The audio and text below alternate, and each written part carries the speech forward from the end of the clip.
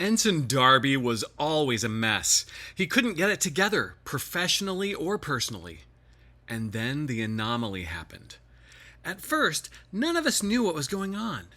Darby wandered into the mess hall one morning, smiling at everyone, and by the time he left, we were all completely swept off our feet.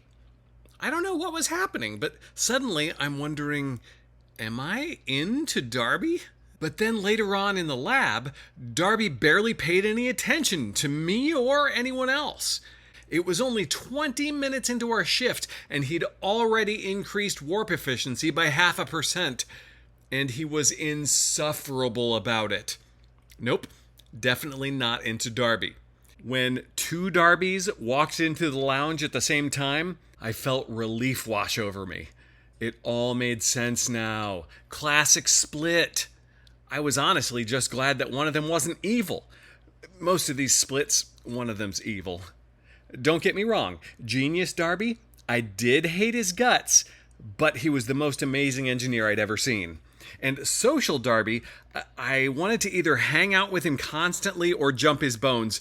I'd rather not think about it. But he was absolutely useless outside of a party, and his lack of any responsibility was extremely annoying. It only lasted about 3 days, though. Friday afternoon on the bridge, Genius Darby literally shoved the chief engineer away from the console like he was some kind of rookie. And Social Darby was sitting with one leg casually tossed over the arm of the captain's chair like he owned the place. Those were the last two straws. The captain told him that he was either going to get melded back together or he was going to get abandoned in a shuttlecraft. So he got melded back together.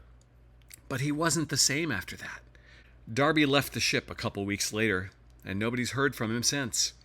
Some say he's working on a pleasure cruiser now. Personally, I'm not sure I want to know what Darby figured out about himself.